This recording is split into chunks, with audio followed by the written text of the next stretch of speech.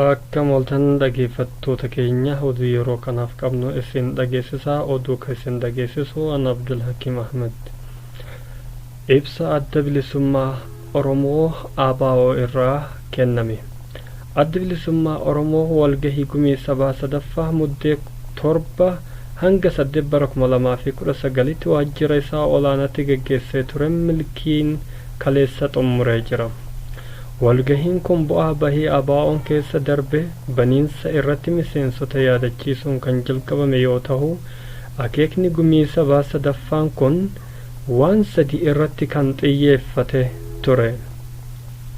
Isaanis leenjii siyaasaa dhaabbataa fi adeemsa gara fuulduraa akkasumas kallattii dhaabichi marii karoora yeroo gabaabaa fi dheeraa irratti godhuu of keessaa qaba. Dabalees gumii sabaa marii haala yeroo kan ejjennoo dhaabichaa akeeku imala gara fuulduraa irratti erga mareetee booda ibsa qabxii abbaa shanii baafachuudhaan milkiidhaan goolabee jira. 1. Miseensonni deeggartoonni fi uummanni Oromoo bal'aa abbaa qabsoo kan tahe uummata Oromootiif jijjiiramni wareegama gootota hayyootaa fi qeerroo fi qarreedhaan dhufe kan bu'uura isaa jabeeffachuun kan hafe tokkummaan ummata keenyaa fi tokkummaa qabsaa'ota bu'uura godhamee kan nu irraa hir'ateef qabsaa'oon tooftaa injifannoo irraan nu gahu jennee amanna. Akkasumas haalonni tokko adeemsa warraaqsa amma jiru gufachiisuuf tattaafataa jiranii fi warreen adeemsa kana Oromoo tahanii deeggaran waan mul'atan fakkaatu. Gariin immoo Oromoo humna ta'ee ijaaramuu caalaa warreen Oromoo bituuf abjootan falaasama isaanii akka qaroominatti ilaaluun qabsoo ummata keenyaa ajjeesuuf kan deeman argina. Kanaaf loogii xixiqqoon Oromoo keessatti jiruuf jecha akeeka kaleessa baaneef dagannee wal irratti akka hin fuulleffanne akeekuu barbaanna. 2. Seenaa ABO keessatti waan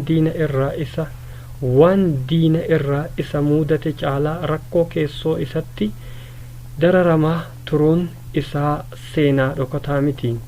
Jabinni miseensota ABO rakkoo isa mudate murannoo fi gootummaan keessa qaxxaamuruun seenaa yeroo dheeraa qabu.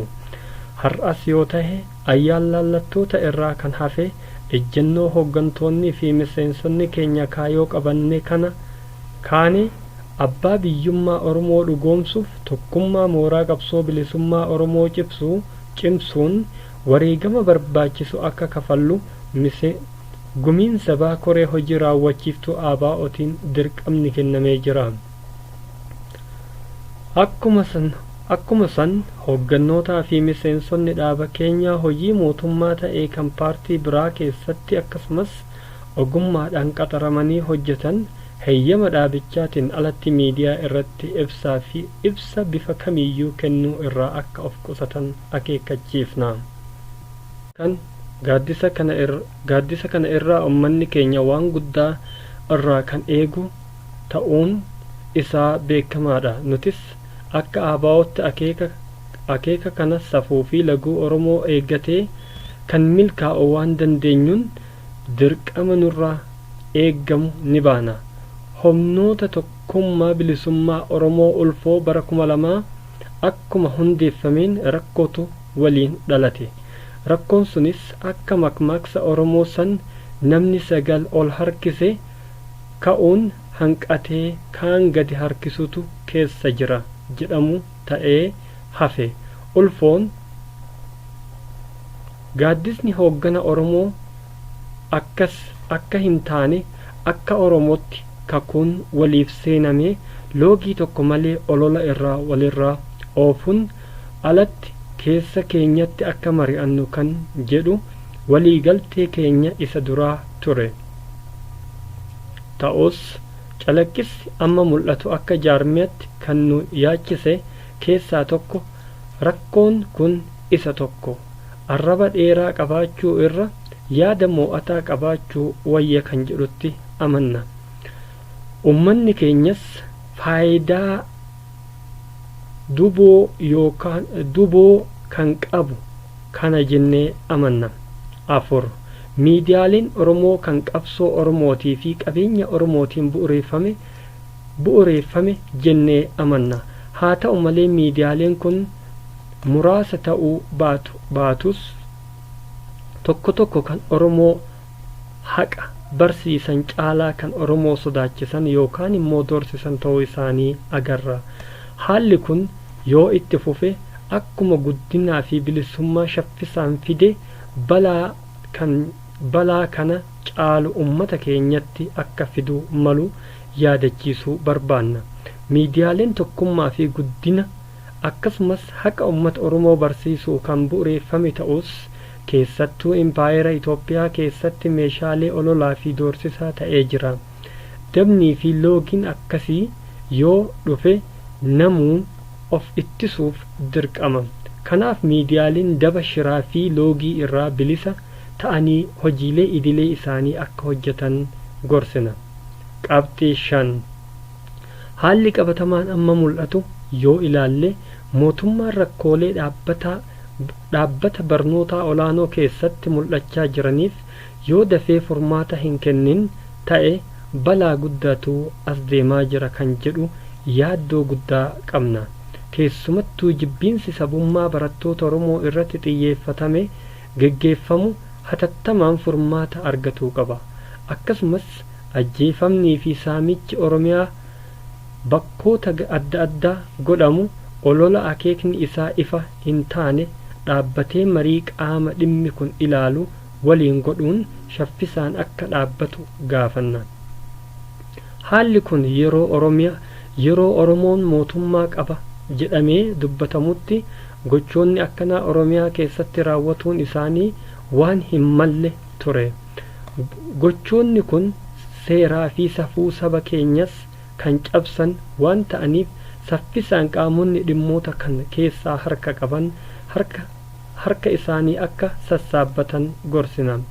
Kanumaan wal qabatee guyyaa kaleessaa lubbuun barataa Oromoo tokko kan yuunivarsiitii Waldaayitti baratu Abdii Waaqoo akka dabre miidiyaaleen adda addaatiin gabaafamaa jira. Abdii Waaqootiif jaannata hawwa maatii isaaniitiif rabbiin akka jajjabina kennu kadhanna. Dhimma kana ilaalchisee mootummaan qorannoo gahaa geggeessee yakkamtoota seeratti akka dhiyeessuuf gaafanna. Nageenyi barattoota Oromoo yuunivarsiitiilee naannolee adda addaa keessatti baratan mirkaneessuun dirqama mootummaa jennee amanna. Xumura irratti qabsaa'onni keenya bakka jirtanitti waan duraa caalaa dachaan hojii dhaaba keessanii akka itti fuulleffattan ibsina. Haala amma deemaa jiru akka afaan faajjiin hin uumamneef miseensotaa fi deeggartoota keenyaaf gorsina. Rakkoo qabsoo keessatti nama qunnamu tarsiimoo fi hojii xiiqii obsaan irra aanna. Kana hubachuudhaan bakka jirtanitti ummata keenyaa fi dammaqsuu fi ijaaruun gama hundaan akka sossootan yaadachiifna. Ummanni keenyas miseensotaa fi deeggartoonni keenya akkuma asiin dura deeggarsaa fi tumsa barbaachisu akka isiniif kennu abdii guddaa qabna. Injifannoo ummata Oromootiif adda bilisummaa Oromoo Finfinnee Oromiyaarraa. Akkuma oduu kiyya keessatti isinii dabarse adda bilisummaa Oromoo ABO'n walgahii isaa guyyaa 7 fi hanga 8 bara 2019 waajjira isaa olaanaa Finfinnee keessatti geggeeffataa turen murtiilee gurguddoo dabarsee jira. Akkuma kaleessa qabsoo Oromootii fi Oromiyaa gabrummaa jalaa baasuudhaaf qabsoo hadhooftuu geggeessaa turen ammas qabsoo jabduu godhaa jira. Gara fuuldurattis qabsoon jabaan akka nu eeggatuu fi hegeree Oromiyaatiif tokkummaan murteessaa akka tahes ibsa kana keessatti dabarsanii jiru. Oduu yeroo kanaaf qabnus kanuma waan na dhageeffattaniif galatoomaa.